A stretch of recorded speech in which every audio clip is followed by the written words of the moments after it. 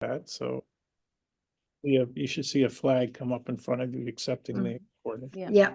So anyway, I have my preconceived notions, but I don't want to, I have my biases and I don't want to disclose them because I want to hear. I want to hear your biases. No, now that you said it, now I have to know. No, I don't really, I really don't. And I really want to hear a lot. Okay. I want you to feel comfortable, Cheryl, because you've indicated a few times that you have these positions that are kind of go against the common grain. And so I don't feel bashful about, this is a safe space and I want to feel that you should be able to speak about what those things are. I'm very interested to hear. You told me right from the beginning that you have all these things in your head but you haven't really, you also said you don't have a kind of a tunnel on which to shove them through to get to the other side where there's light. So I want to hear what you're thinking. And then this is what I think is the start of something that I actually proposed to Cheryl. Now, Cheryl has honored me with kind of being the co-chair of this Which project. So far means nothing.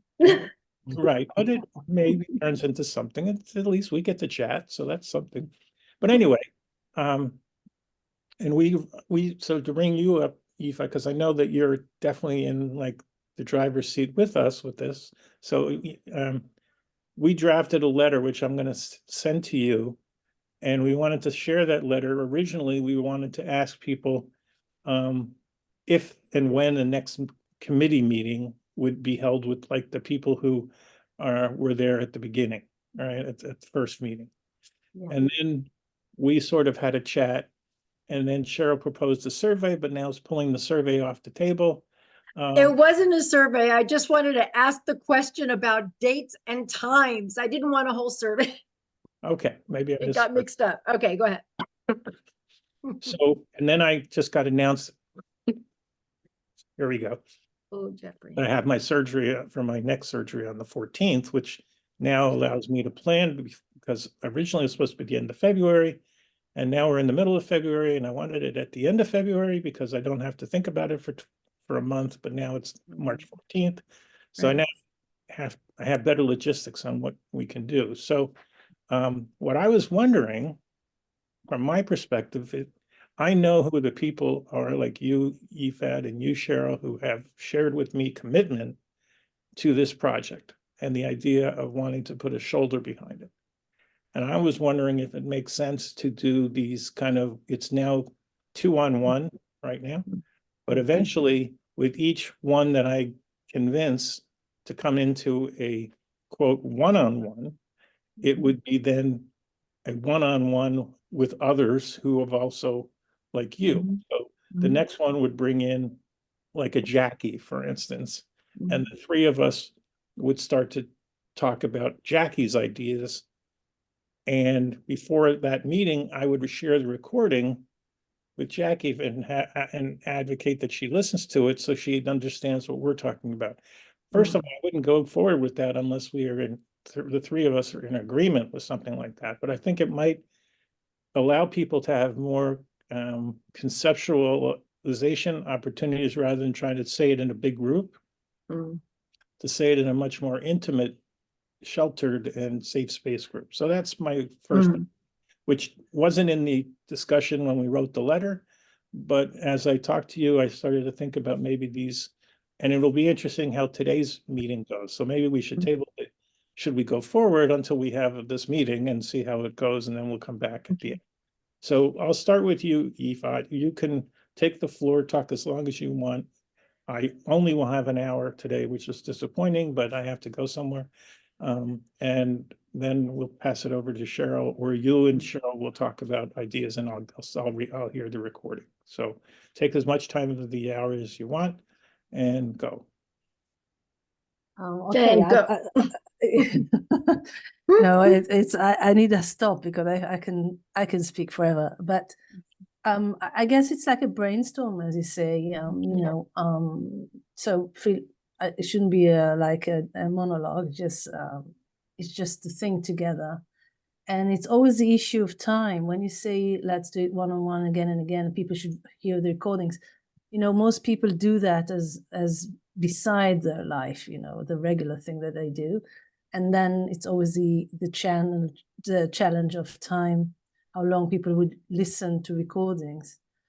So in one way, it's better. Of course, we can get to do more if we speak one-on-one. But on the other hand, that means people have to listen to many talks.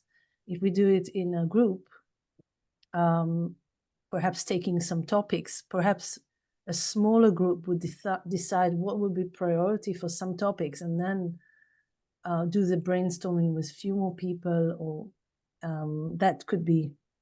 I'm just trying to see how practically we're gonna collect, because I guess the same way my head now is full of things I want to react to and do. All others have about the same feeling. You want to do something meaningful. You want to cooperate because it's much more logical to do it together. You want to be practical. And it's like, making ourselves with one big brain. We think in the same direction and we have various ideas. How can we collect them? So it could be a list of ideas, and then just to have a committee saying, oh, listen, this and this and that looks quite practical. Let's start with that and let's see how it grows. Many big ideas started with one thing that just grew. You didn't even think that would be the thing. You wrote about your project, Jeffrey, that you did various things and suddenly this one just catched more people from some others. I tried a few times already before we, preparing for our various meetings, was to put titles. And I think I got to about 5 or 6 main titles. So one thing is, when I look at what's going on nowadays, it's all combined, as we talked about in our meeting, that we have the issue of the Holocaust, what happened there, knowing the facts, understanding, educating the facts of, not to forget what happened. And then, as my father say, when people ask him, what's your message? He's very short, and he says, people should know what happened, exactly what happened, the truth. People should understand what happened and remember it. And I always add, you learn the history and you learn from history, and then act accordingly. And I think these 3 topics are actually what we do. And it's all, once we take what happened now, which is, how you say, I forgot the word in English, but it seems like whatever we didn't learn yet from the Holocaust just burst to our face again now. And it's an opportunity to see what haven't we learned yet? What's there to fix? Can I ask you, is there anything that you're thinking about coming out of the news and the demonstrations? Is anything about what you're talking about being influenced with your feet on the ground in Israel and having this horrific event happen to you in your country? Well, I'm not sure I understood the question again. When you wrote those 5 topics, did it act as in the background what happened on 10/7 and how your country is dealing with it? And we get a lot of news, but we don't really understand the noise that goes behind the news and whether it's really biased, and who's doing all the talking. So I was just wondering, when you put your 5 titles down, if there was any influences from 10/7 that found its way onto that sheet of paper. Completely. And I want to know what the 5 titles were. Yeah. I'd love the bullet points of what they are. Yeah. So definitely what made it clear was what happened now. Yeah. So I was thinking those things before. How can we bring to this generation those important understandings of what happened, how did it happen, why did it happen, And what can we do to prevent it from happening again? And then it just happened, not the same thing, but the same issues being brought up again in what happened. So are those the five bullets that you just No. mentioned? I put in the chat, you thought I put in the chat the question you asked before. I don't know if Great. you. So that would be kind of summing up what we said. Yeah, I thought that was a critical question. Yeah. And I have a question about your question when the time is right. Yeah, sure. Okay. And so the topics were, so we should know the facts. And I keep on seeing so many parallel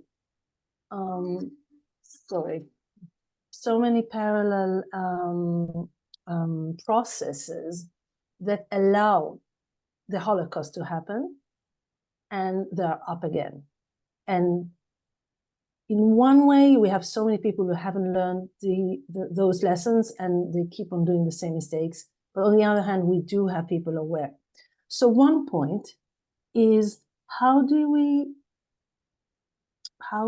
make clear what is truth and what is fake?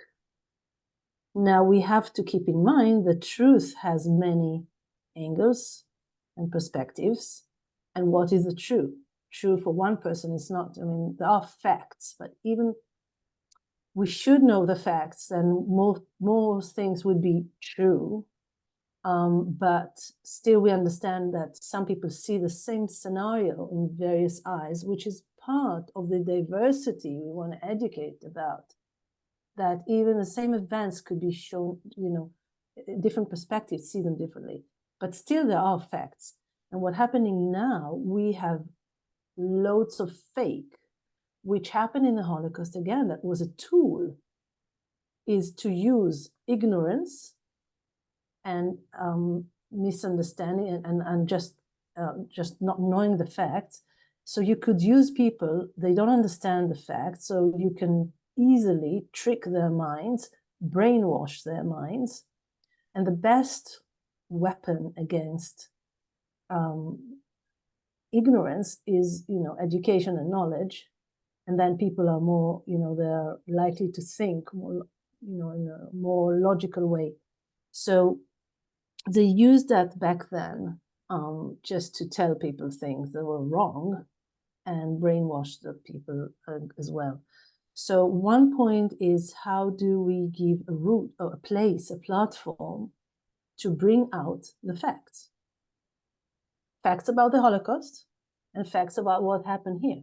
It's two different issues, but they have lots of parallel roots, because in the end of the day, what stands behind the door in the dark is anti-Semitism.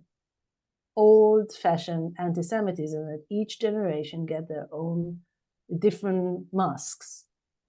But the basic is anti-Semitism, and anti-Semitism brings in it just pure hatred for others.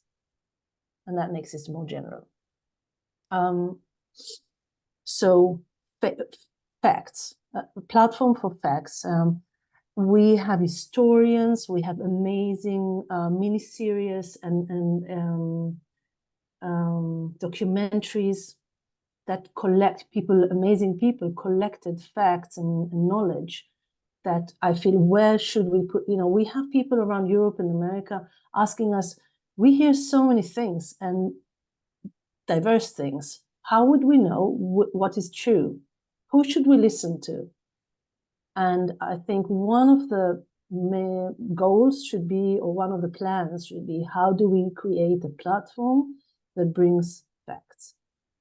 And again, it's double. Everything I say, it's double. It's about the Holocaust, and it's about what happened now. That's one point. Second point. Can I add also that it's not just the Holocaust and what's happened now, because really it's the Holocaust, it's pogroms. If you go back to the timeline of anti-Semitism, in every second generation, there's another atrocity. Every second to third generation, another atrocity over the history of thousands of years. We talk about the Holocaust because we were here, our parents were here, you know what I mean? But really, this is just a repeat of history over and over and over. Yeah. And 10/7 is the same repeat. It's the same thing. It's the Holocaust. It's the one before that, the one before that, Yeah. Yeah. So once you learn about as I said before, why it happened, how it did happen, and all the roots of things, yeah, you can see it's coming in again. The Holocaust was unique by the scale of it. And, you know, numbers sometimes count, not always, but in this case. So that's one thing. Another thing was education. You know, if you educate people to think in a way that you should know what's logical, not what's right or not. If you educate them, there's less chance they'll be brainwashed again. So it's a platform for education to have in various way to have a conversation with youngsters, so they have the opportunity to ask questions and roll their minds to think. Because if you think, you can't be brainwashed. I mean, it could be, but there's less chance you'll be brainwashed if you ask questions and you figure out things yourself, because it's hard to absorb what is fake and what is true. But if you use your questionnaire in your head and you educate for that, that's another point. Another point is the best way to fight all this darkness is to brighten the light, or how you say, to make it bigger, wider, stronger. And the two ways doing it, one is again a platform to show good things are happening, like to expose various projects and people who work for peace and unity between people and coexistence. I mean, in Israel, we've been doing that before because we were dealing with coexistence. So in Israel, the news are so negative and so dramatic, and they look for that, and they're so faked. I mean, you have 5 channels, each news brings you something different. You don't believe any of them anymore. But you have so many amazing people doing, especially now, those few months again, you see it again. Because it's so hard, it brings up people to do amazing things. Exactly what happened in the Holocaust, which I believe also in Holocaust education, you should not just talk about atrocity. This is really, the atrocities are the base for the real thing, is people doing good things. So a platform that would bring space and show the good things that happen. First, it's important. Second of all, it brings people hope that they can attach to something different and work and be active in a positive way. Most people are not leaders. They need others to do the first steps, but they're happy to follow. So that brings to another point, which is unity, uniting the forces. We have amazing people doing amazing projects, and I think we should cooperate. We heard that meeting you held, Jeffrey, last week. I don't remember how many people were talking, maybe 20. Amazing things happening. So if we know about what we do each other, and we can combine forces, and now the world is just one global country, village in a way, that brings us the strength together to fight those dark forces again. So that's another point. And then is the resources. Resources could be all sorts of organizations that work toward our goals or aims. It could be museums or places. It could be people who are doing those things, and funds that would like to promote this kind of work, promote the good things, and like helping people who have ideas to connect to each other and use those sources to move forward. I feel that we are many dots of lights, and if we put them together in one flashlight, we'll be much stronger. Mm-hmm. So any platform that can help doing that would be amazing. And I always try to simplify things. In the end of the day, we're talking about, I would say, light and dark. It's not really, it's like, are we gonna give strength to the good things or to the bad things that build up society, or turning society toward peace or fighting, toward love or hatred? It's so basic. I made a list, and it's so obvious that, you know, we have people that aiming to the positive emotions and actions, and there are people who are just holding to the negative ones. And I think people need to see it very simply and understand that it's really simple in the end of the day. That is like the top line. Every sentence I said had lots of ideas behind it and examples.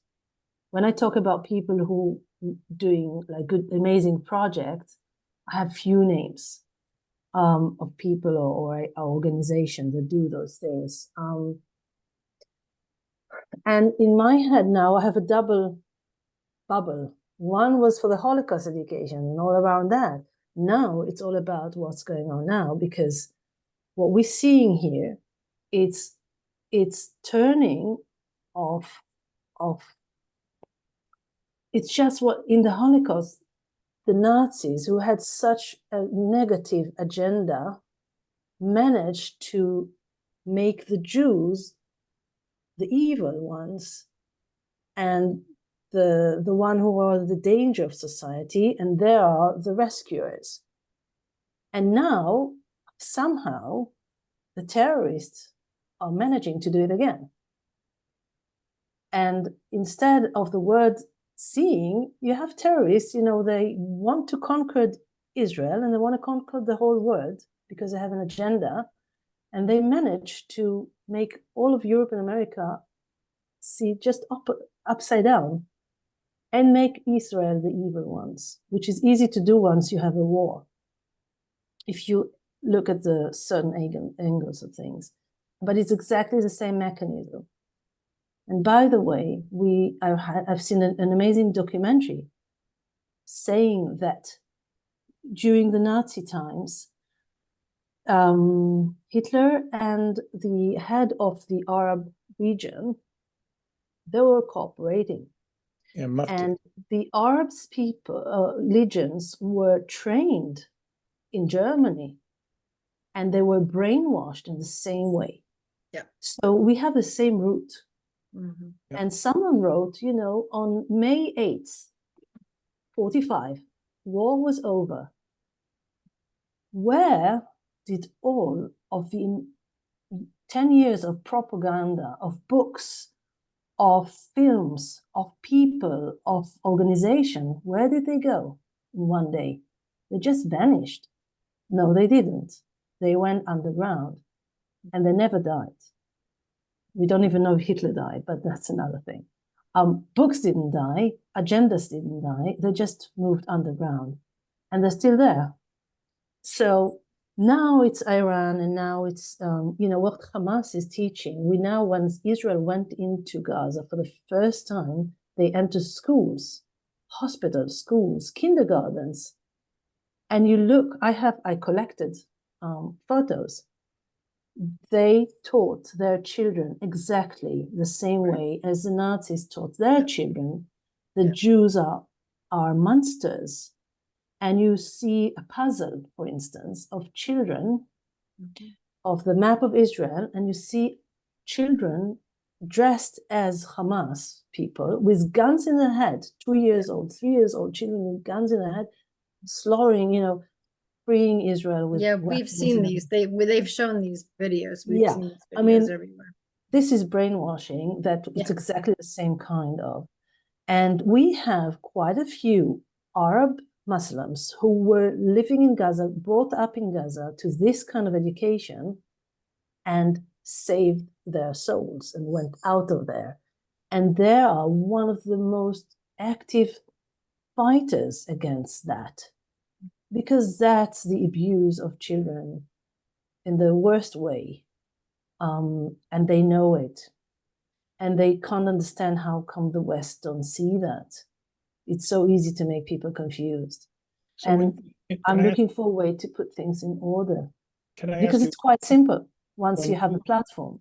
when you're in Israel and Hamas is talking about hatred, are they talking about Israeli hating Israelis, or are they talking about hating Jews?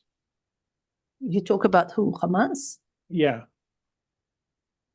No, they hate the Jews, and they call it Zionist. Zionist is a new name for Jews. It doesn't, Yep. because they're if not- it was they're just not really- Israelis, they they're not wouldn't really hurt saying, they're not really others. saying we hate Israelis. They're saying they hate Jews. Well, it's already been, I mean, these are openly stated, even Iran. I mean, and there's massive territories that are essentially governed by Iran that are not in Iran. And they have openly stated their mission statement is to rid the world of Jews. Yes. They won't stop until there is no Jew left on the planet.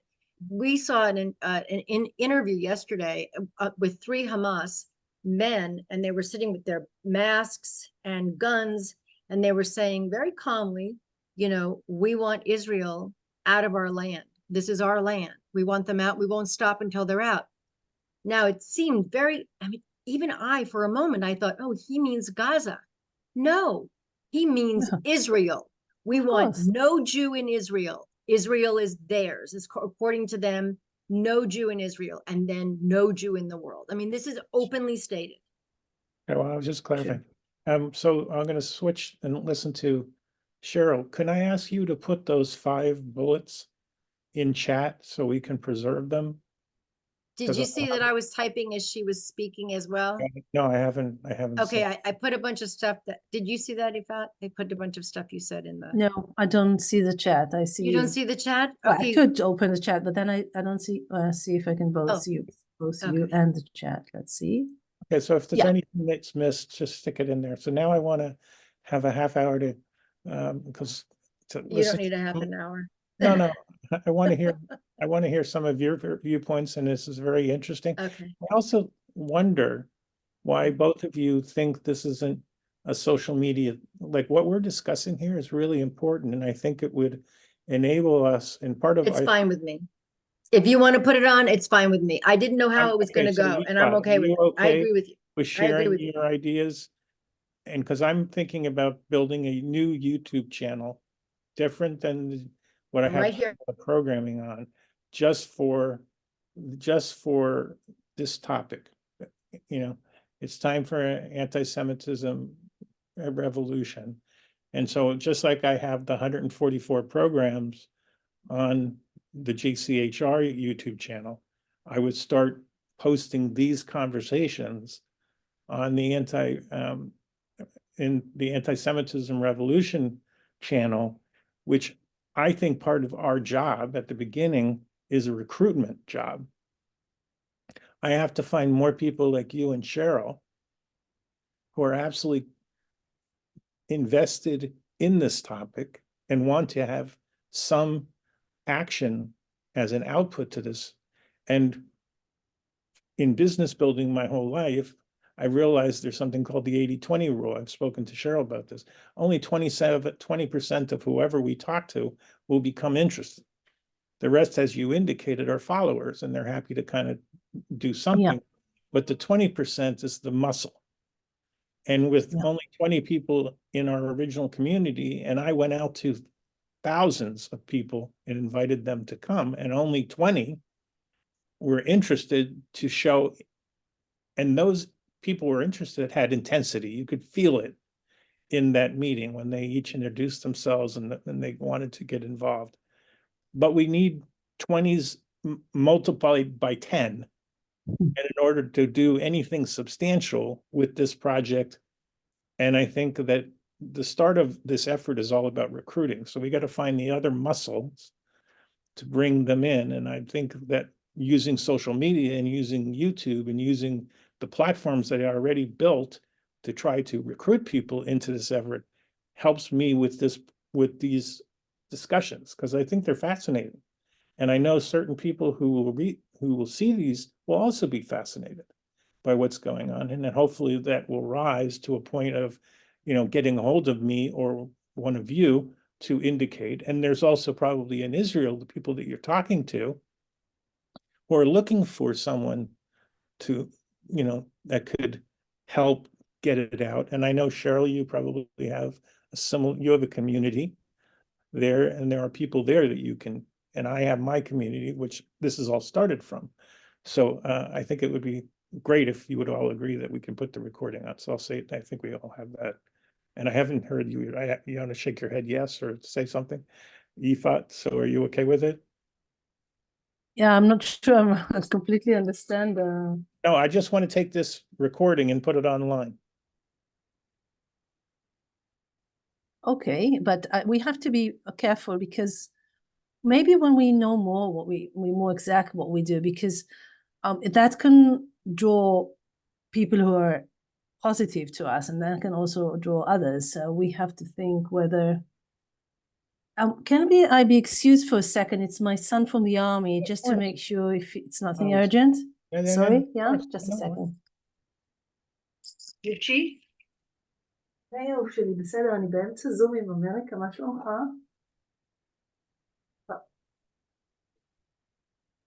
אתה מרגיש טוב? כן. אז אני מדבר, מה? אני יכולה לחזור לך אחרי זה? טוב, קומות שלי, זה נושא לך נשיקות. די אהוב שלי, די. So how often does son call mom? That's very unique. He doesn't do that often at all. I left him a message, and he usually doesn't even see my messages. Oh, so he was returning a call and everything's okay? Yeah, he's fine. Good. He's fine. Good. All right, Cheryl, go ahead. I'll give you the floor.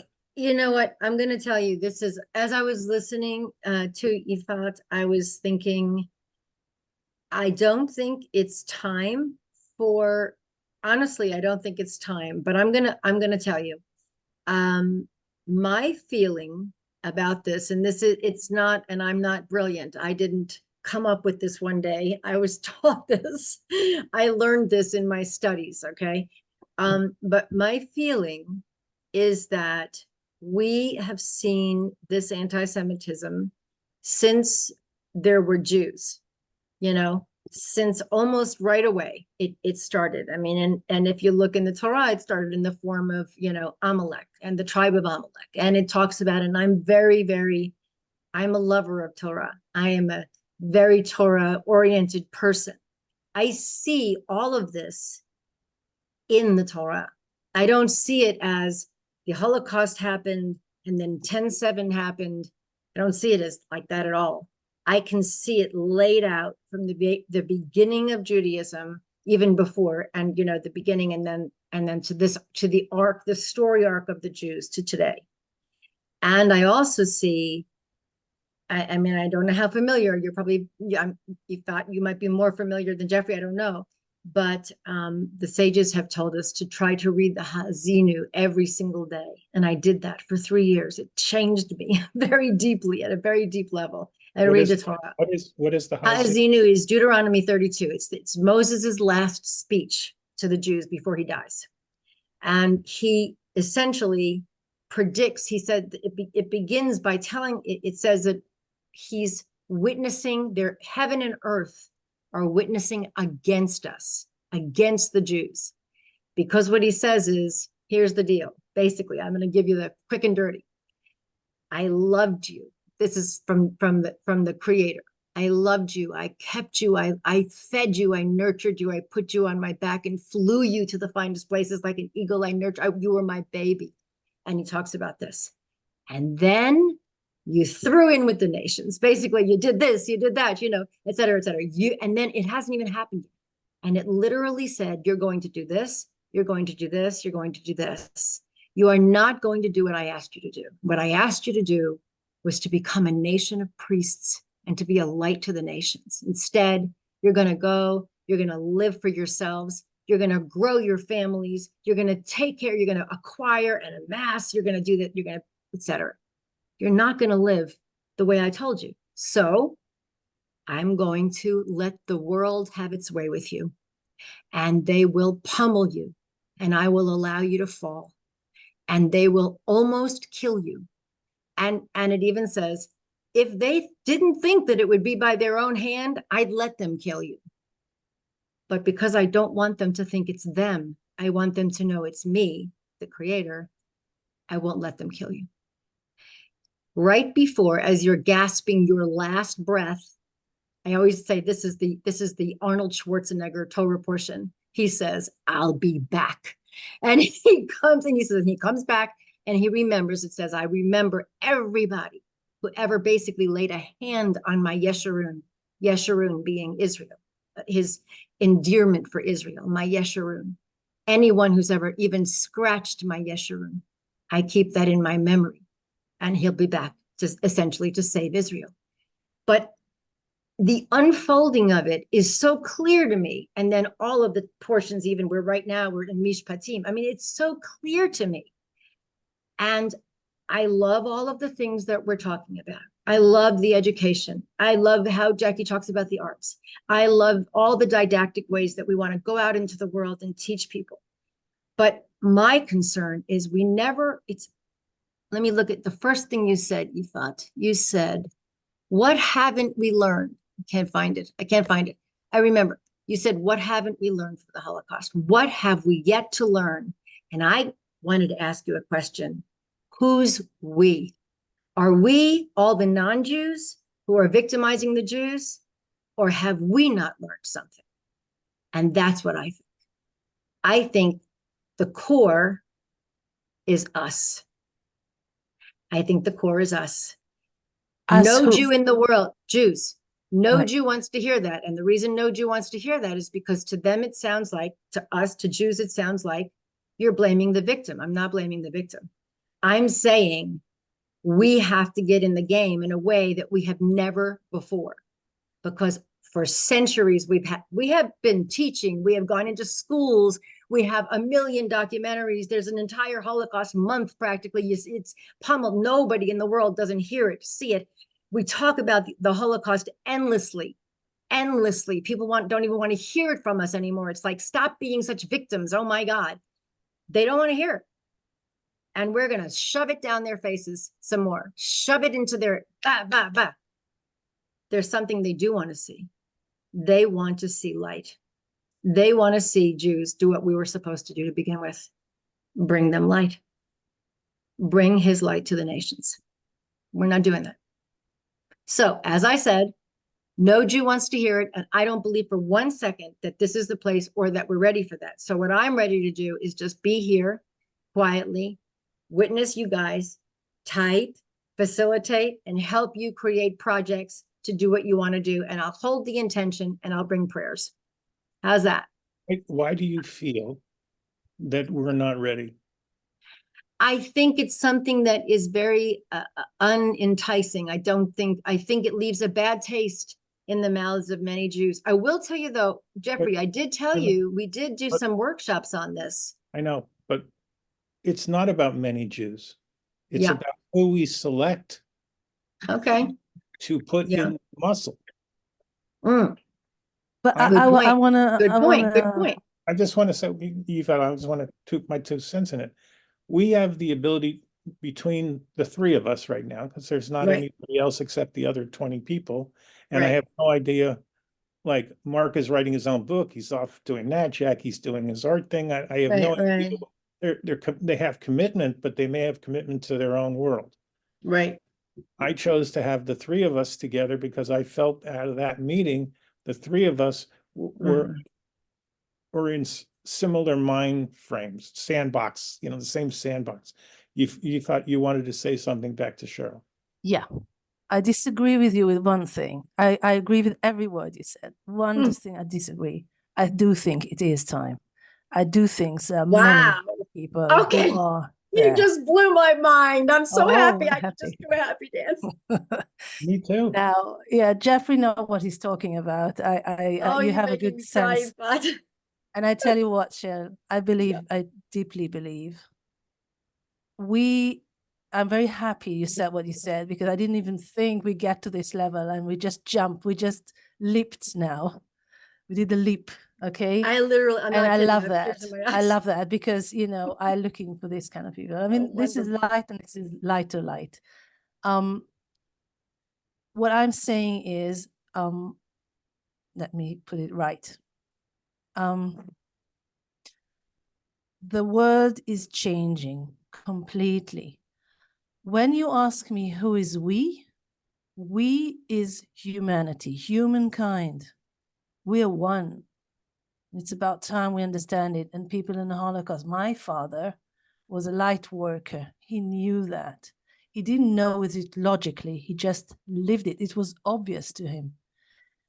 And those years, I mean, we are working 2 levels, okay? We have the metrics, which is let's make project, let's put arts, let's do education, let's make lessons. That's practical things, earthly things. We must do that because that's the language. And then we have the outer, the cover of all that, the real thing, the bria, you know, the creation, the whole thing, which is actually the big scene. And that is talking from, you know, that is a collection. We are one, and that the collective is everyone. And that's what I always used to say it's about 10 years now, I'm dealing with education and Holocaust. And we are the chosen people, not because we are better, not because we are the victims that should be victimized all the time. No, as you say, we were selected to be the example. Yes. To be the first, to be the Yes. one to make the right decision, to be the one who is constantly thinking morally. We have our commandments if we want to believe that. And I believe, I don't mind. People ask me, do you believe in God? And my answer is, why does it matter? That's not the issue. If someone believes in God and he does those things because he believes in God, because God told him to, great. If you don't, so what makes you better? But it's all, in the end of the day, it's creating a better world and understanding that we have a shared lesson. And Right. only once we understand that, we can grow. Right. And we can make heaven on earth, because Yes. heaven is here. And I'm hell so with is you. here. Hell is here, heaven is Yes. here. Yes. And on the ground, we have both, Yes. and underground, we have both. I mean, the fact that Hamas hell is underground is Yes. so Telling. it's so symbol. It's Yep. such a huge symbol. And my father wrote that in Auschwitz, the crematorium and the gas chambers were underground. If a plane went on top of Auschwitz, they wouldn't see those things. They would see a forest. When we went to Europe, the most horrible things happened in the most amazing, beautiful places. Yeah. That is heaven and hell. And it's up to us people to understand it. Yes. And what makes this world a heaven is the small actions of people and the big actions, and the opposite. So what we're having here, it's another rise of an opportunity to learn that. Holocaust did it. Some of us learned, some of us didn't. And what happened was the Holocaust became a distant memory. And what happened now allow us to bring those issues to now generations. It's not a distant memory anymore. It's now on the table. It's live and kicking.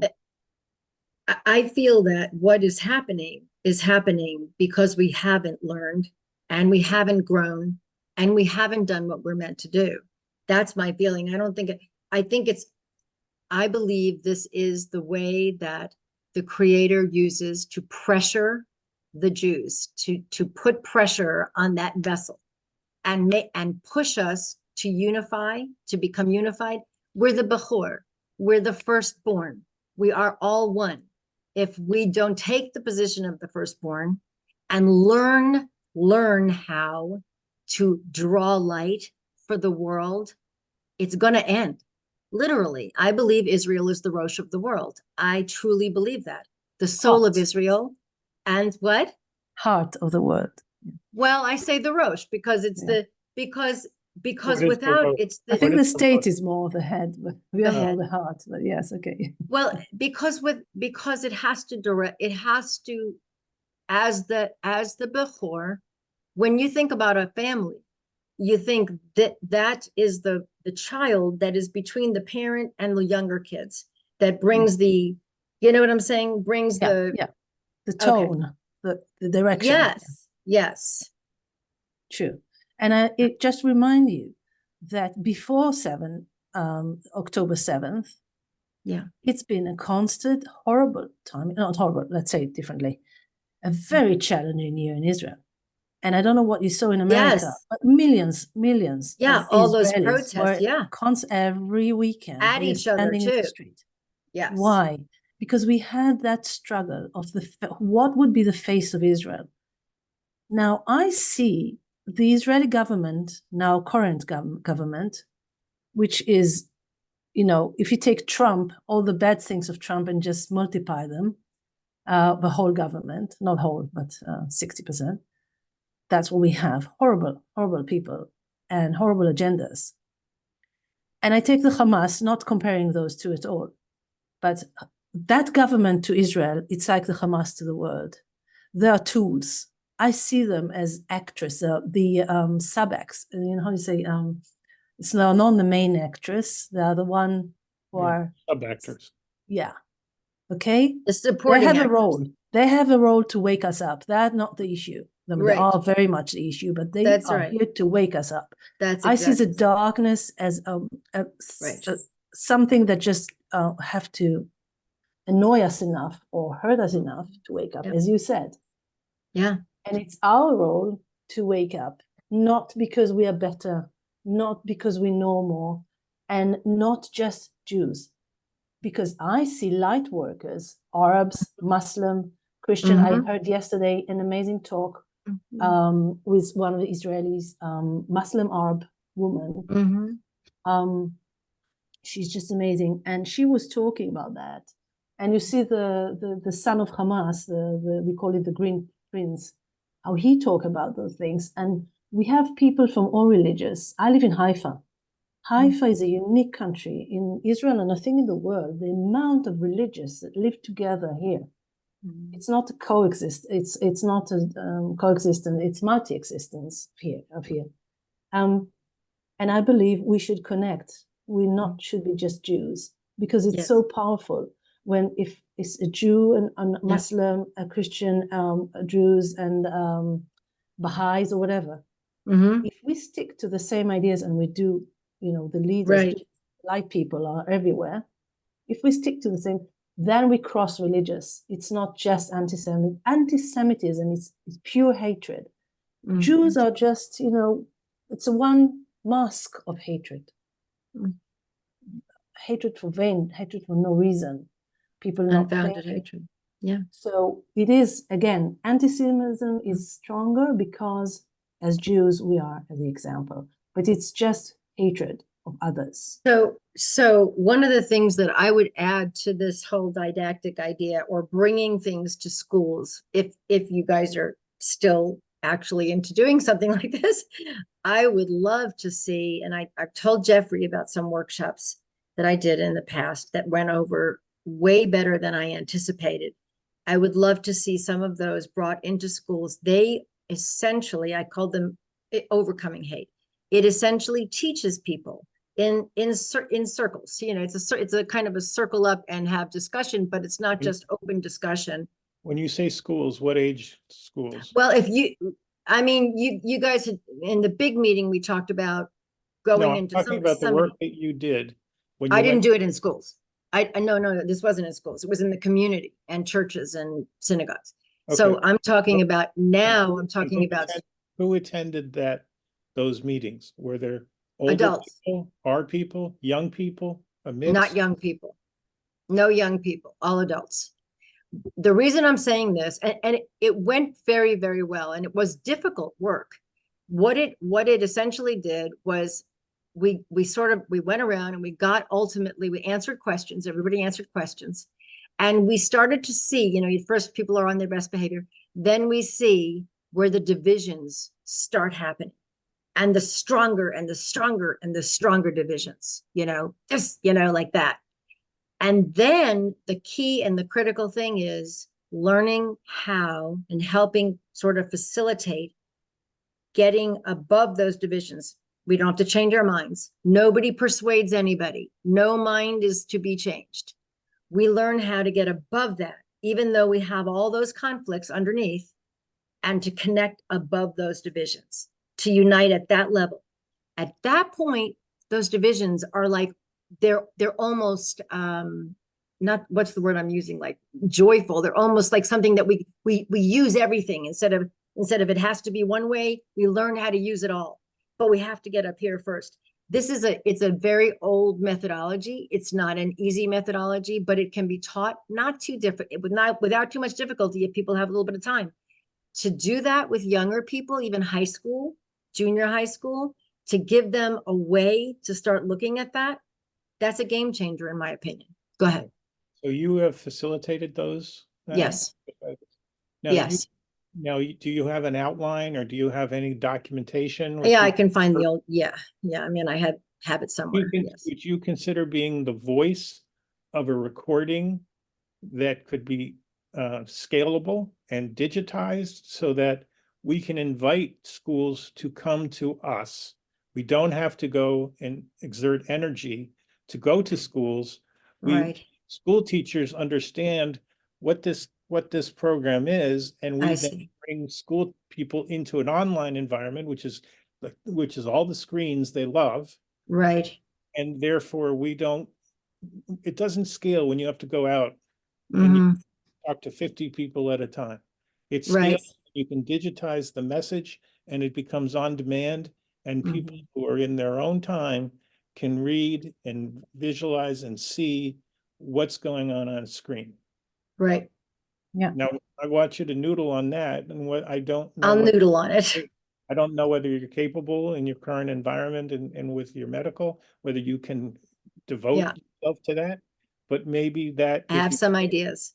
yes, and if you share those documents or share your ideas with us, then Mhm. the point of this platform is not to figure out of the 20, but to figure out who else fits into this discussion. We now have a triangle. We're totally in agreement on this mission. Now the question is, who joins it? I don't want people who do not have an agreement with this triangle.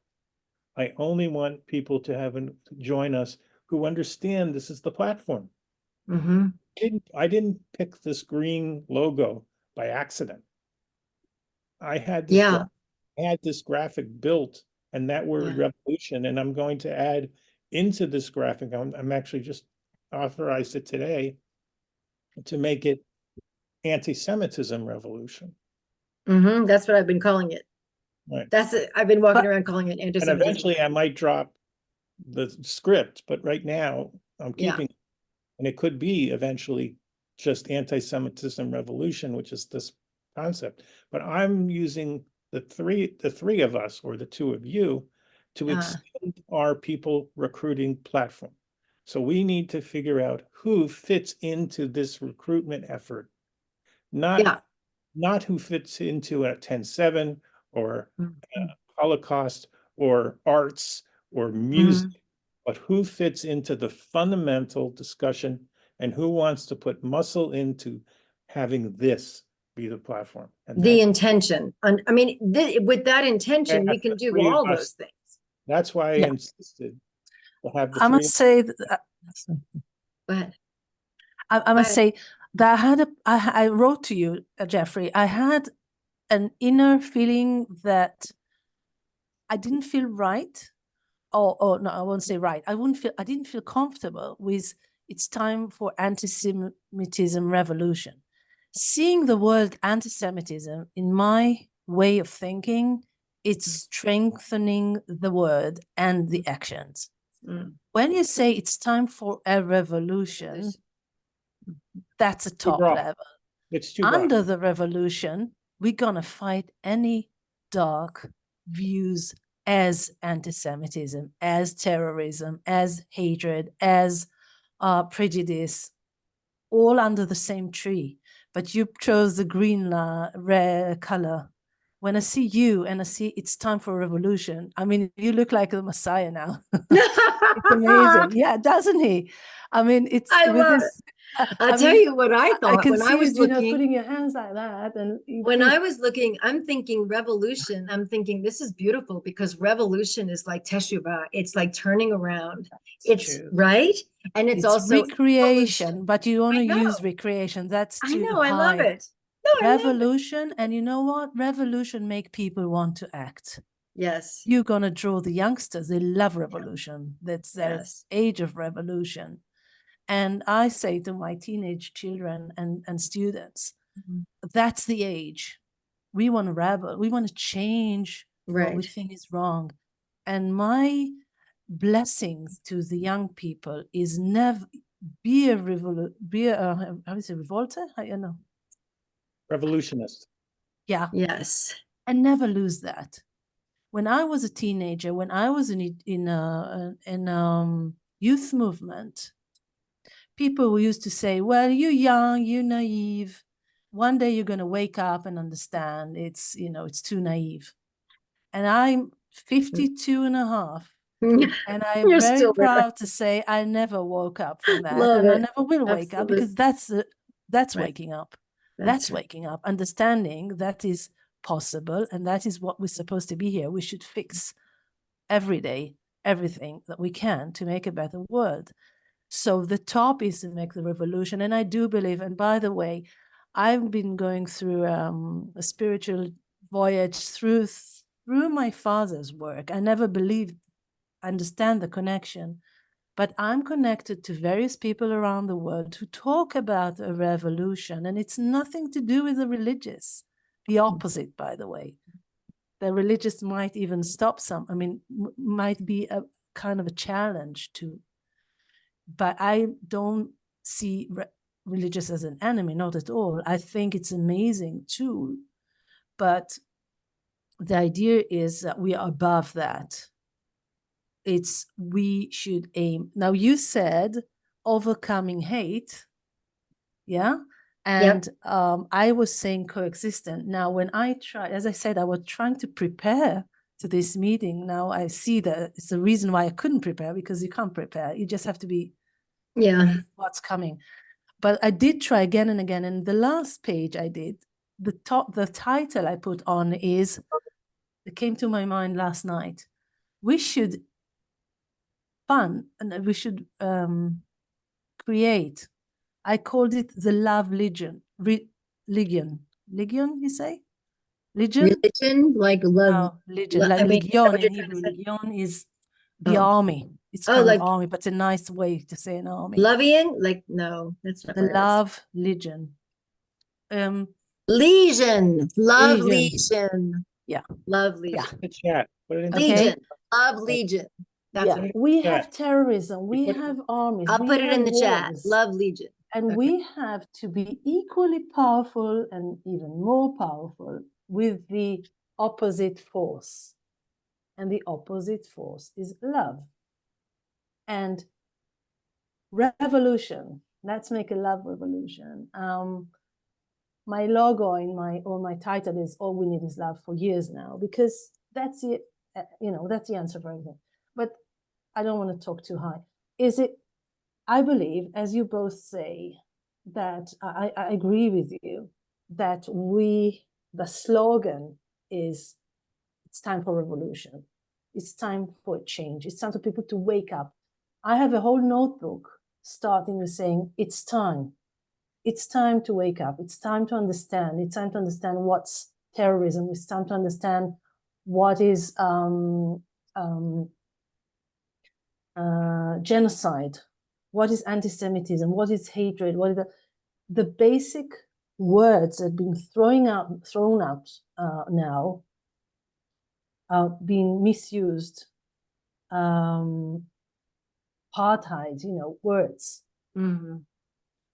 If we understand what's behind them, that is just hatred for Baal, and fight that, then everything would just fold into that. But you're still talking about fighting, actually Jackie made this point and I really liked it and I agreed with it. I'm gonna let you that guys continue talking. I have to. You have to go. That's it. I Well, have to go. So you Jeffrey, guys thank you continue. so much. before you again go, and again and Jeffrey, again. what do you think about the March 20th, just to put out the March 20th and just Well, see who comes? I Yeah? will- yeah, In fact, can you come on March 20th? What day of the week is it? I don't have my diary. Wednesday, I think. At what time is 9:30 your time? Wait, is no, that it's 12 9:30? o'clock. It's 12 p.m., 7 p.m. Israel time. Sure. Excellent. Ta-da. Okay, And if no one else shows, it's just the three of us chatting. there you go. And I think they will. If we build it, they will come. And I'm going to change the copy. I'm going to share it with you once I share it with you Okay. both to Okay. mold it a little bit into the discussion that we have. And it would be really helpful if you could publish some of your thoughts to me, Cheryl, in the basics of what you're talking about. Okay. Not in Yep. not in the biblical sense, No, I but know. in the actionable sense. So I Yeah. can put my copywriting head around it. Yeah. Okay. All right, you're gonna stop here or are you gonna continue? I'm okay. If you want to go on, Yeah. Jerry, for a while, just to. Do you want to things. talk some more? Or it's up Yeah, to you. I'm available. Okay, we'll talk a little bit more. All right. Sure. All Thank you, right. Jeffrey, so much. Be Keep safe, well, Jeffrey. Jeffrey. Yeah. Talk to you soon. Okay, take care, guys. Okay. All right, you too. You too. And when you're finished, just hang up and I'll take care of it later. Okay. Great. Thanks Gotcha. a lot. Oh, I was see happy those to meet you, pants. Cheryl. Those are good pants, Jeffrey. We were talking about the pants. You know, in COVID time, they made a joke, it was so funny. People used to Zoom and they didn't Yeah. dress up. They just put a shirt and they forgot they're on the camera. This is exactly what we were talking about ahead of time, that I said, now it's like just a shirt and I'm in lounge pants. Yeah. Honestly, I know. Yeah. It's, if you're plastered to this chair and this is it for the, meeting after meeting after meeting, Sure. be comfortable, right? Yeah. So anyway, okay. So what were you wanted to say some more stuff. What did you want to say? Yeah. First of all, I'm so happy we talk and to meet you. It's really a Me pleasure. too. And that what I knew it when we were in that other meeting. I knew it. I felt that connection instantly. I was like, okay. Go ahead. There are many words for that. I love the word light worker or uplifter of the world, whatever. It's just holding it. And it's not much of an effort. You just have to believe in it and hold it. And then it's like the butterflies come to the light. You don't have to do it. You just have to be it and believe in it. Yes. And we don't need many people. We just need people really enthusiastic about it. And then I believe we are blessed to do it as well. And then the little things, I call it little, but the practical things, okay, let's make a project like the rain, we make the cloud, but the rain would bring ideas. And the rain could be with many people, with many ideas. That we heard so many lovely ideas in the meeting. People do amazing stuff. Ifat, what do you think of this? This is my sense, and I feel like this is what we're sort of saying, because I don't have a need to make it one project. I feel like it can be multiple people. We can play to people's strengths. If this person has, wants to take art somewhere, if this person wants to do a speech somewhere, whatever. But at the bottom of it, if we're all coming from, I don't know how to say, that same place, I guess I want to say we have to find a way to bring us together in a single intention. And to me, the intention is not, I'm out there to fix you and to fix your hatred. That's not, to me, that's what we've been doing wrong. You know what I mean? So, okay. People don't like to be preached at. No. But they are happy to listen. If you talk about your beliefs very enthusiastically, they'll be happy to listen to you because that's what you believe in. We're drawn to that. They won't like to hear, what you're doing wrong and what's best, So I'm with you in that completely. I'm also, my struggle with the word is, I used to do a lot, I'd be very practical. I did lots of projects in my life. But nowadays, I feel that my mind is blowing with ideas of actually making the bottom line or the top line of things. Like many people are good with projects, and there are loads of amazing projects. This is for me, it's harder, but for many people, it's easier. They wake up in the morning and combine and make a project. That's the outcome. A product is the outcome. What's more important or more hard for people is to have perhaps the umbrella, the top idea, as you call it, perhaps, to hold that. Right. And keep that as a blanket of light, support, encouragement to people on those very challenging days. And I find myself more and more, I go to sleep at night and say, well, what did I do today? I did a lot of things, but one of the things I'm happy about, I feel that I find myself again and again uplifting people, depressing people, or scared people, tensed people. Just talking to them what's going on in their mind and just showing them another angle of things. So in the end of the day, they will manage to create relief to themselves, to heal themselves, to find a better way. My role was just encouraging them. And it's more than encouragement. It's kind of holding the eternal light all the time. And in these days, it's so hard to keep it there. And if we can make like a connection that we put a platform of things that help people hold to their beliefs and force and strength to aim to the light, I would say, they would find a way. They would make projects. So it's not that we do just that. I think we can work both. It will happen all the same time, but kind of holding both levels.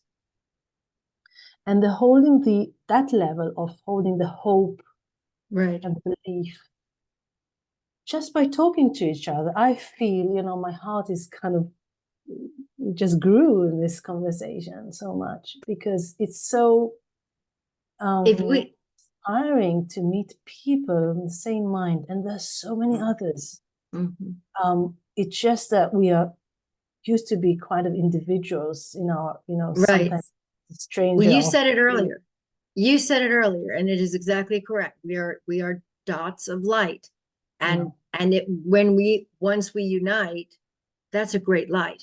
That's what we're meant. And this is the thing in terms of that workshop sort of thing that I was talking about. People, we are very invested in the storyline. We're so invested in, I believe this, I feel this is my view, and this has to happen. We can't break free. This whole idea is just a matter of breaking free from the idea that this is the only way. Nobody has to let go of their way. We can keep our way. If you promise people, you don't have to change a thing about what you're thinking or how you're feeling or any, keep your hatred, keep it all. I don't need to break you away from that. I want to go higher than that. I want to go to a place where we can actually reveal the fact that we are one. We are one. When we get up there, that conflict completely dissolves. Not that people don't come from different aspects. They still have totally different viewpoints, but it's in one entity, one organism. Do you know what I'm saying? Does that make sense? No, Okay. that's definitely. Okay, And good. the basic of that is ve'ahavta l'recha kamocha. Exactly. That's the base. Bingo. That's it. That's it. Once you know that, once you commit to that, then you can do whatever you want. And I keep on exploring. God. I want to just hug you. Can you feel the hug? I'm so happy. It's so Me easy too. once you're just on the same wave. Yes, we are totally on the same wave. My father, I keep on studying his work and finding pearls in it. one of them was he wrote his testimony when he was a bit older, but he was telling his thoughts at the time. He was between 13 to 15. He was just a teenager. And he had an amazing conversation in the camp with an inmate of a bit older than him. They were talking about the moral issues of, what's right and wrong. Is it okay to steal the food from a weaker prisoner?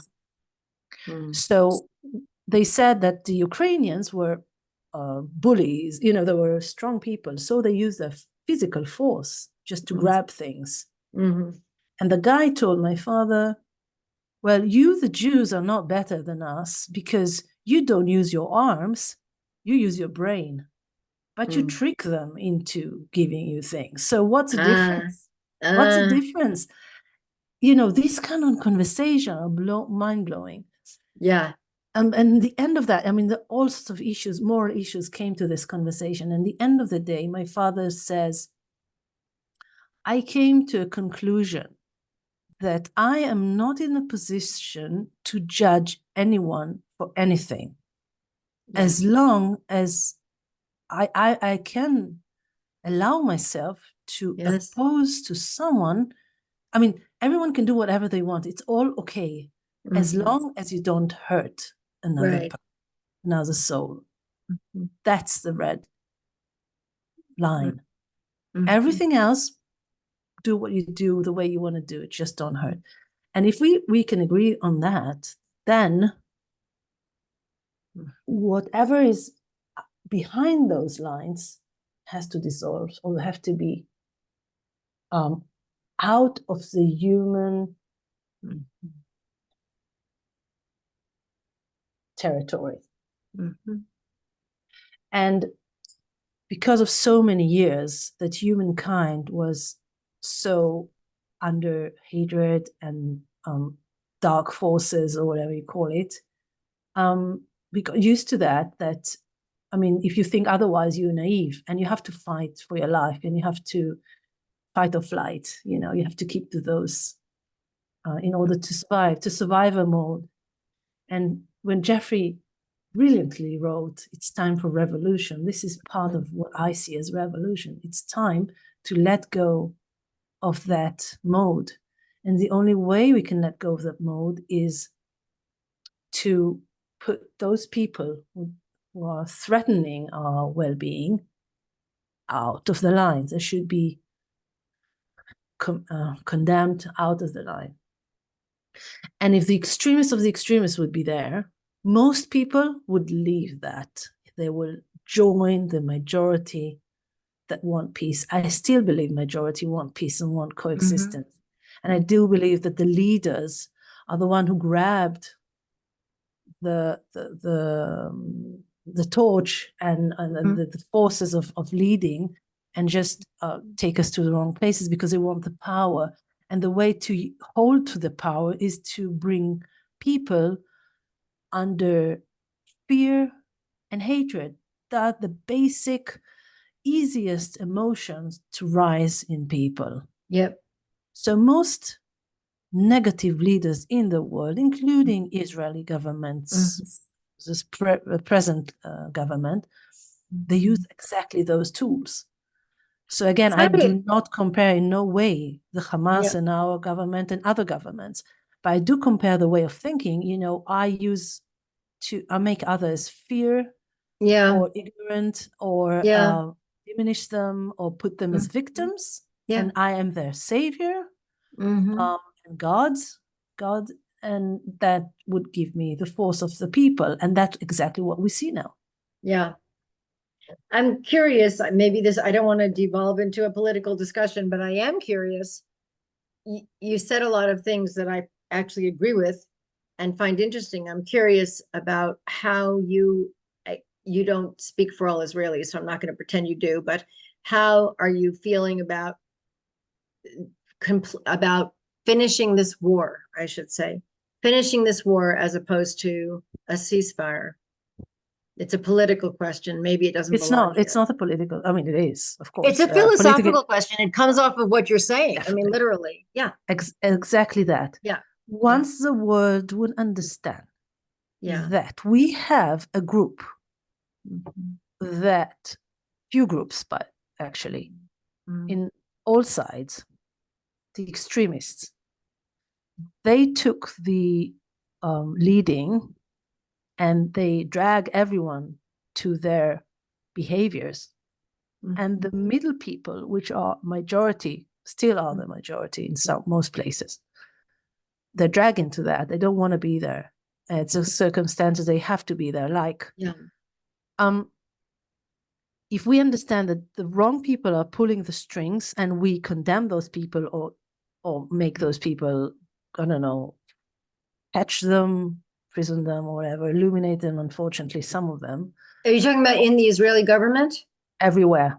Everywhere. Everywhere. Okay. Extreme people who use their force to pull all the middle people into their fights. Right. I'm talking all directions, not just anywhere. No, I got it.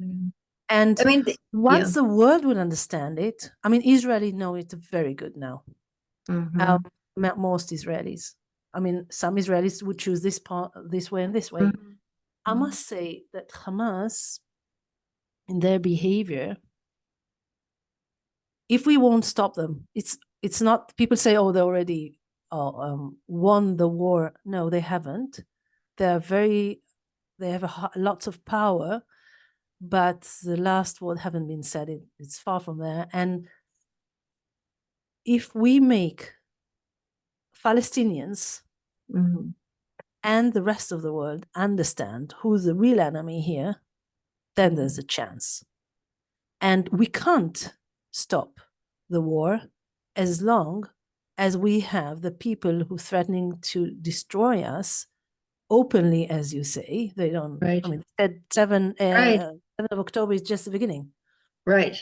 All around us. My concern. As long as these are the people in power, we can't put our weapons down. Now, Right. I think it was Golda Meir say that. No, it wasn't her. Some other leader in Israel said that. I don't hate that was a PLO those days, for what they did. The one thing I do hate them for, that they made our children become fighters. And the tragedy in Israel is multi-tragedy, because it's not just people were slaughtered. It's not just we lost so many people.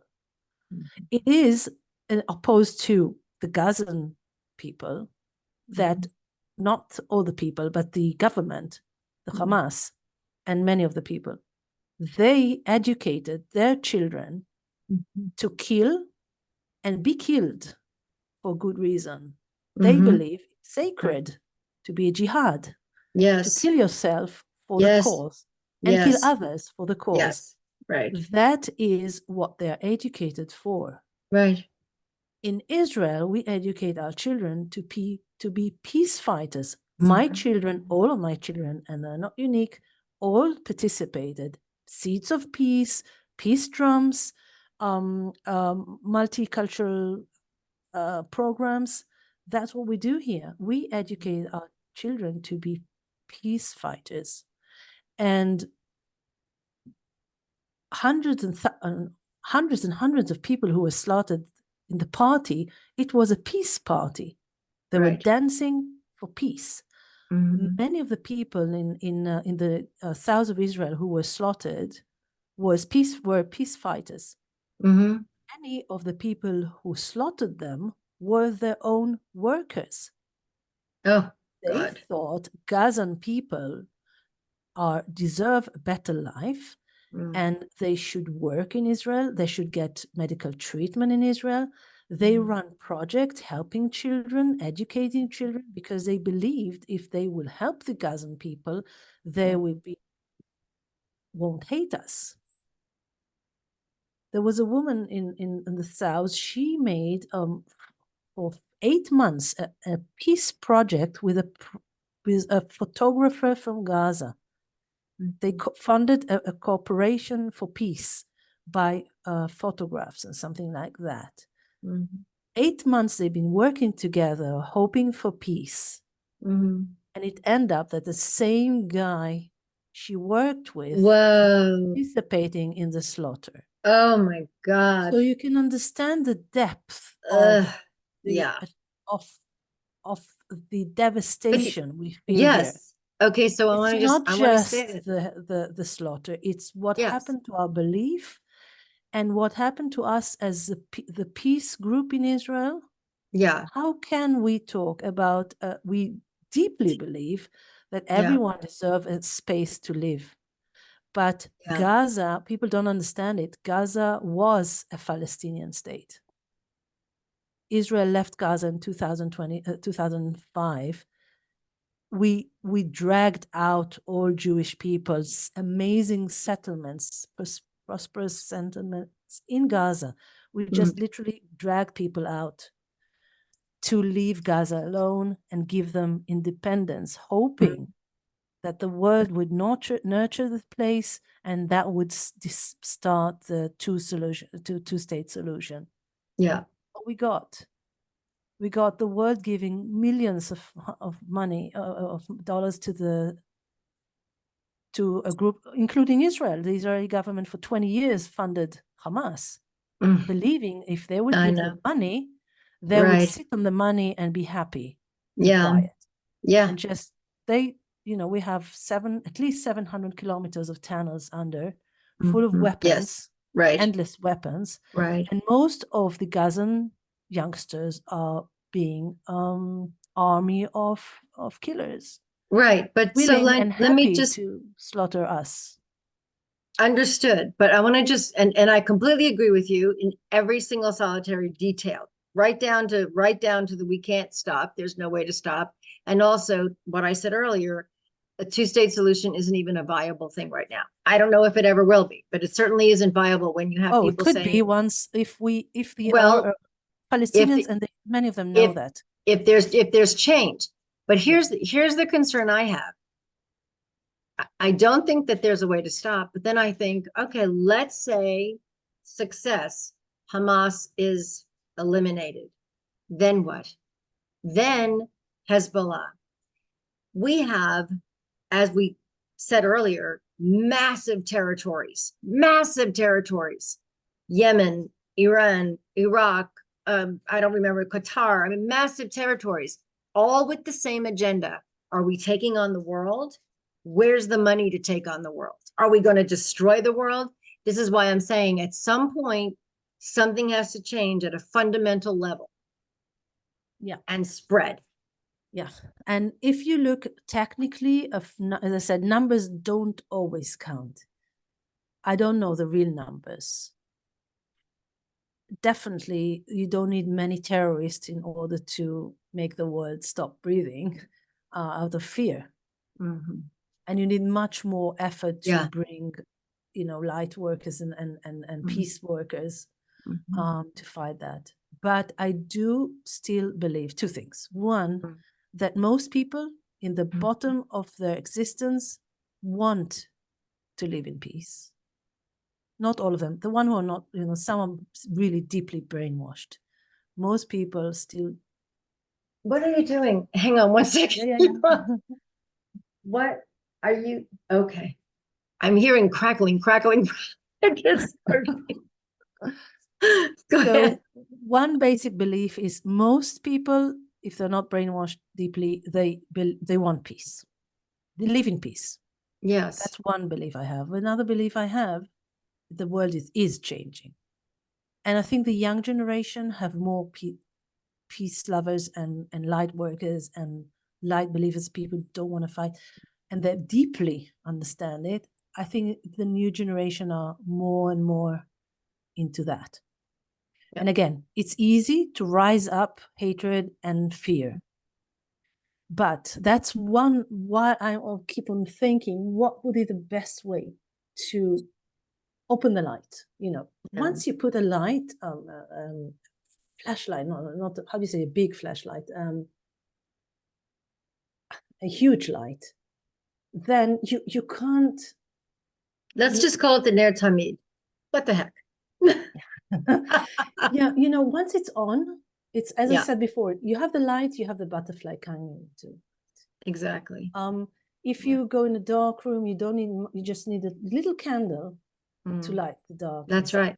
So if we keep on, Well, you said that, and I put that in the chat. You said something, and this is how I think I said it, that all these atrocities are, you didn't say it exactly this way, but I said it this way, are merely the canvas for light, for goodness. You Right. said that. You didn't use the and I, exact word, in a but way, when I tell people, horrible things again, and said, oh, how bad can it get? More and more and more. Yes, I say yes, because when you clean Mhm. the stables, do you see that in English as well? Clean the stables? No. No. Okay, we have an expression in Hebrew called cleaning the stable. That means, you have lots of shit. Yeah. If you want to really clean, you have to deal with that. You have to Yeah. dig it Yeah. out. Yeah. That's what's happening, I believe, now. I mean, all the horrible things are coming up, Yeah. but they do come up from the underground. I mean, 20 years, we thought we know Gaza. And Mhm. suddenly we understand we didn't know anything. Yeah, there's a all whole level over the underground of a whole civilization, basically. Yeah. And isn't it brilliant that and just like you said, and we were talking about this the other day, actually, I was talking about this with somebody, that it's a revelation of light that shows us the dirt. You can't see the dirt in the dark. It's not That's true. until we draw the light, you know what I mean? Yeah. So all of that stuff that's erupting from underground, that's because We have to it's a deal with it. revelation of light. It's time Yeah, to deal we with have it. to deal with it. And if you look at that, you have it And everywhere. transform it. We have to transform it. What is the Me Too? The Me Oh Too, God. that's that. Oh, yeah. Hundreds of Yeah. years. You had You heard the Me abuse Too unless you're a Jew, right? Did you hear that? Oh yeah. Yeah. Which is true. Yeah. Yeah, it is but true. because some people, they say the right thing, but they haven't changed the way of thinking. Yeah. So that's how come you could be fighting human rights and condemn Israel. I mean, Yeah. unless you really don't know the facts. But I'm saying Me Too, the revolution of Me Too, is not just explore, Mhm. It meant that more and more people understand that whatever was so easy to do because it was easy, it was so much darkness, it was hidden, there's more light now. You can't hide it that easily. So, of course, you would have those people who keep on doing those dark things, but much less than before, because most people have to work hard to do it, and most people won't do that. If it would be easy, they would do it. Mhm. So same here. I mean, being a Hamas supporter was easy when no one knew what's going on. But if you know that Hamas is actually hurting their own people, and if you're a Palestinian and you understand, you thought the Hamas, you better support Hamas because they're the one who give you your country back. But if you understand that Hamas, in order to give your country back, is willing to slaughter you, then you think twice. Right. They would lose support. I think this war helped many Palestinians understand that Hamas was using them for their agenda to eliminate Jewish people everywhere. They were using the Palestinians. They don't mind the Palestinians. If they would mind, they would not. What they do there, it's abusing their own people. Using them in human shield, or the millions they got, they never. I've seen a video, and I don't watch those too often, but I did see a few because I feel I should know what's happening. I can't put my head in the sand. And I've seen a video of Al Jazeera. Al Jazeera, it's you know it. It's the main news channels in America as well. They're experts with producing fake news. Yes. I've seen, we know Arabic, so I know what's been said. Yes. And Yeah, of you course. see what they write in English. Yeah, So and it's not. they said they show you a horrible image from film from above. You see 1,000 people running, and you see the food trucks, and then you hear gunshots, and people are running to their lives. And of course, they say that it's the Israelis, and it looks horrible. But it's not the Israelis; it's the Hamas people standing all those trucks and shooting people. Oh my God! Yeah, the people, for two reasons. Yeah. Why? One is because the people are starving, and they would jump Mhm. on those trucks. And second of all, the Hamas people take the food. They give Yeah. a bit to the people, but they sell, I mean, a pack of how do you call it for the babies? When you put a baby for the diapers. Formula? Oh, diapers. Pack of diapers Provisions. for 250 shekels. That is about $80. Oh my. Yeah. That's Yeah, I how don't know. they sell Wow. food for, and the people can't do it. So they No. try to grab the food, they jump on the truck, so they shoot them. They Mm. don't shoot in the air, they shoot them. So they run. And they say it's Israeli. You should, I don't want to even say to you what we see there. I don't know if you see that in the States. But the devastating thing that you see in Gaza, not all done by Israelis. Oh, I'm certain of it. They put bombs into houses in order when the soldiers Yeah. would come, the houses would be bombed. Yeah. Even if there are people in there, their own Yeah. people, Yes. especially elderly people. You know how many elderly people were saved by soldiers? We Yeah. saw photos in the night. Mm. So you can see it was filmed in the night. So the soldiers knew, no one saw them. They didn't do it because someone saw them. Mm-hmm. In the dark, you see them taking elderly people from the ground, and you see the elderly people kissing their hands and feet. Oh God. You know, And I saw a video recently of a older man, and he had another man with him, and he came up to you couldn't understand at first what he was saying. He was yelling, and but he was talking to two IDF soldiers, and then it showed he started speaking in English. He just started talking, Yeah. he started speaking in English, and you could hear what he was saying, and he was begging the IDF, don't leave. Don't leave us, please stay. You're saving us. Don't leave us. And he's talking about Hamas. These people are maniacs. They're animals. He said all sorts of things about them. Please stay. I was like, everybody should see this.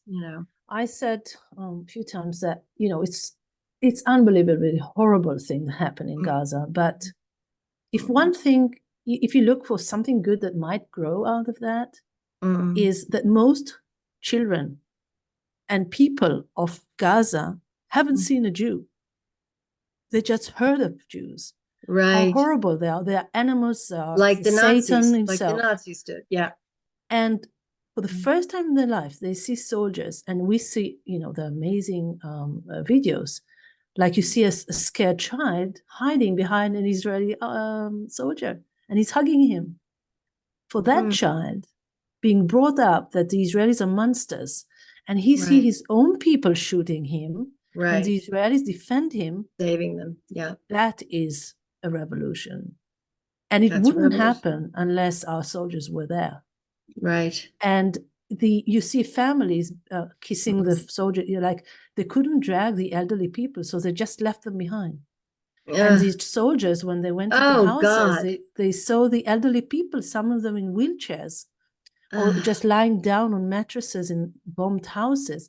They took them in their arms and put them on trucks and drove them to the south.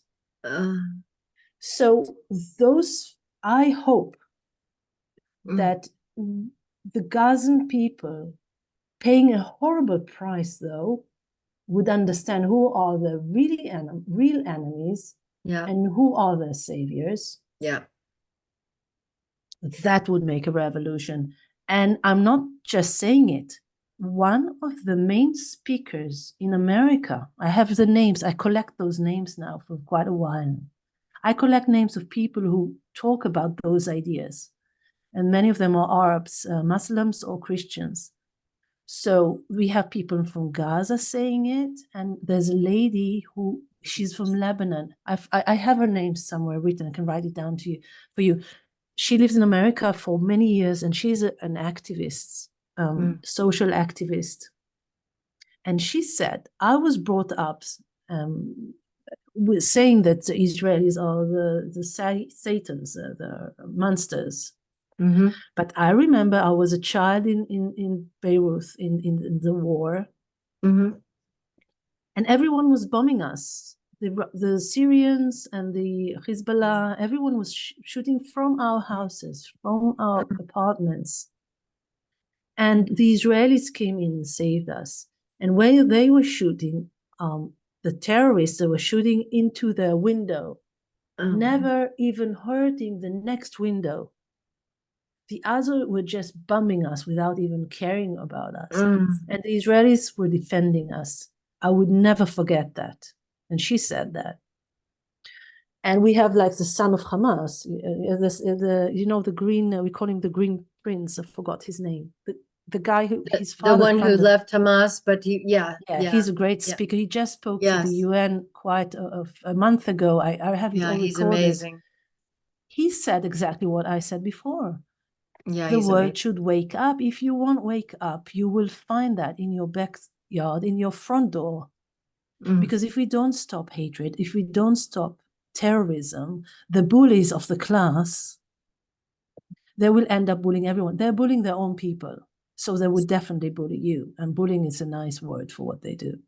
Right. And we already have, I read today that in Belgium, they have, they just been talking openly that they have Hamas people raising money for Hamas. Openly, they don't even hide. No. You have that everywhere. Yeah.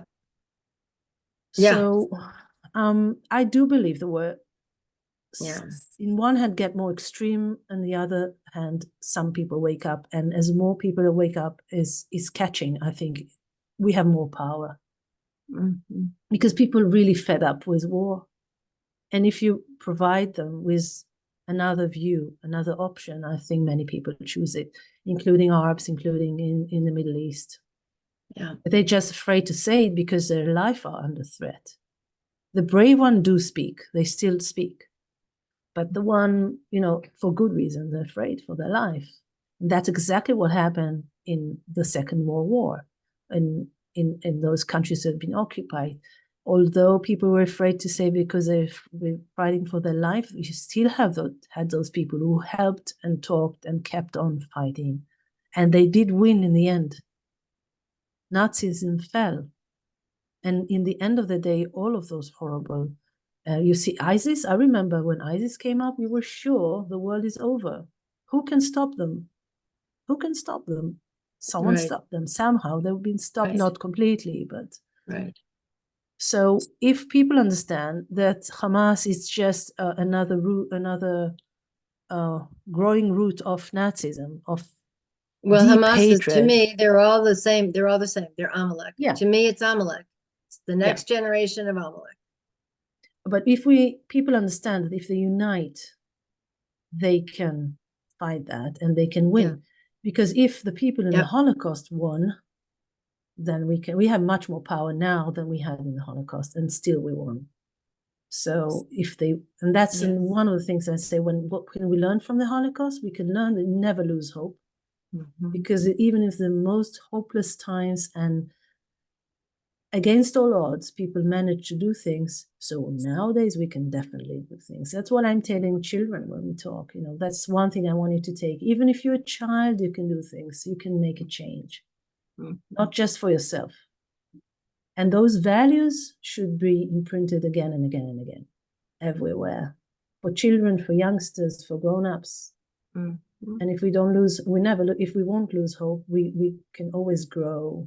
After the fire, you always have the nature is coming out again. It's the power of nature is above everything, every fire, Absolutely. So if we would find a way to create some kind of platform to say out loud those things, to unite people who say those things from various cultures, from various countries, from various religions, from various kind of people, then it can give a lot of hope. Because if we all say it, so must be something right about that. Yvonne, yes, I am completely with you. I think we're completely on the same page. We may do Definitely. things slightly differently here and there, but I don't think that's going to matter. I'm extremely hopeful about this. How about you? I am. I even though it's not always practical, it's not a practical talk, but it is the basic talk which we need to see that we are on the same page, as you say. Yeah. And the rest is just decoration. It's more than Yes. decoration, but it's Right, but just well, how we it's the express it. legwork. The rest is the legwork. So I think the next meeting, I mean, it seems like a long way away, but I think that March 20th was the date that was chosen. I'm suspecting that Jeffrey thought he was going to have his surgery, and I think he said in February. I think he thought March 20th would give him the best shot of being there. Now I don't think he's going to be there because He said 15th at his surgery? 14th is his surgery, so that's only 6 days later, and that concerns me. I don't know if we should talk to him about moving it, closer to now before the surgery, so he are now, we're on the 15th now, so Mhm. like 2-3 weeks ahead, maybe, if he can, if it's not too tight for him. Yeah, so let's see, 2 or 3 I weeks. don't mind being more intensive. If I don't know what your timetable, but I think we should act as, not way too long with that. What about, is the 6th of March? The 13th he can't because he'll be in preparation. But the 6th is the week before. I don't know if we can check with him and what see what day he is it thinks. of the week? That's Wednesday. 6th of March.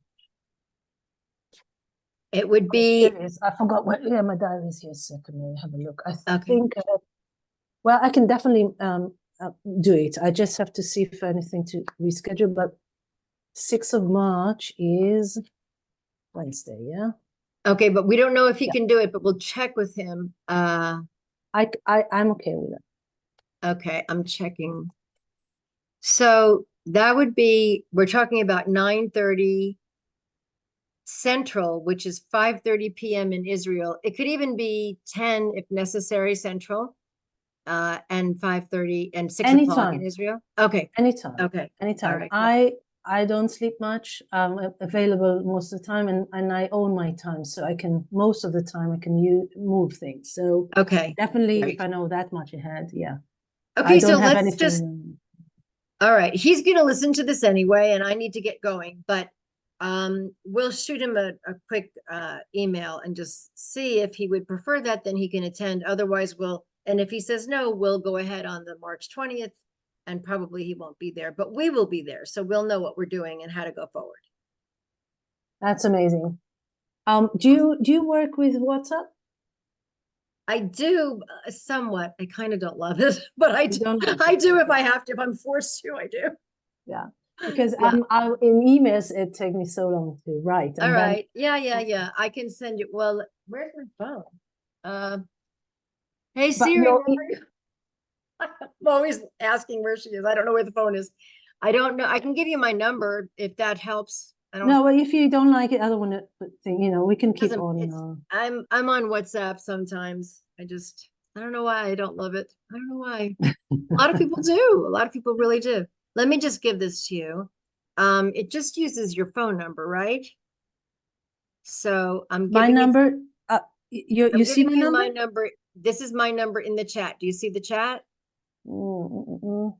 How can we keep the chat? What can we do to see the chat? So because I haven't looked at the Jeffrey chat. I can was keep looking the at you. I saved it. I just copied and pasted it, but Jeffrey can keep the chat. At the end, it'll ask him if he wants to save the chat, and he can save it. So there's a way we can see it, you say? Yeah, you can see the chat.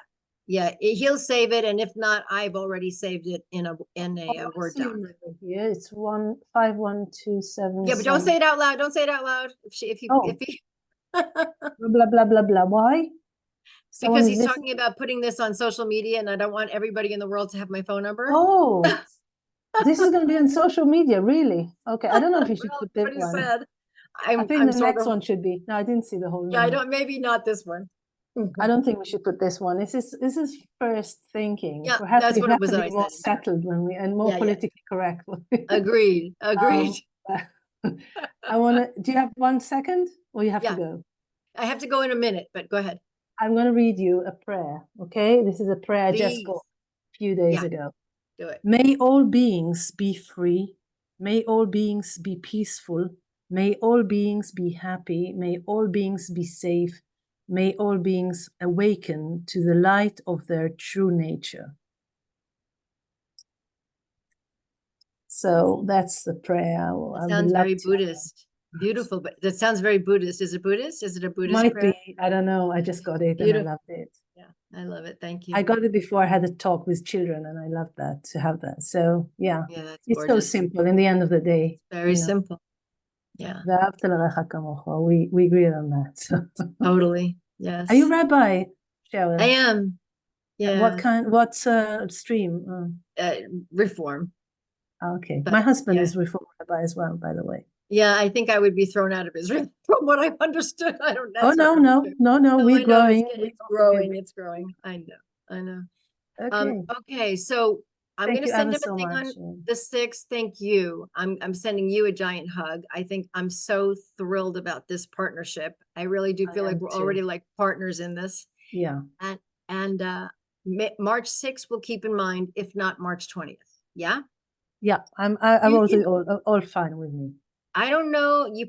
I know why you want WhatsApp, because you can't, because of the texting, because we're in different countries. Okay, do WhatsApp. I'll know it's you. I'll find you. Okay. I'll leave you some message, something. Yeah. Okay. Best awesome. wishes. Good night. Have a good too. day for you. And thank you ever so much, Cheryl. Really And excited. and you have Lila Tov, Erev Tov. I don't know what time it is there. It's Lila. It's almost midnight. Very soon. Oy vey. Go to No, sleep. it's good. No Go to problem. sleep. All right. Sweet dreams. Best wishes. All the Thank best. you. You Thanks too. a lot. Bye-bye. Bye.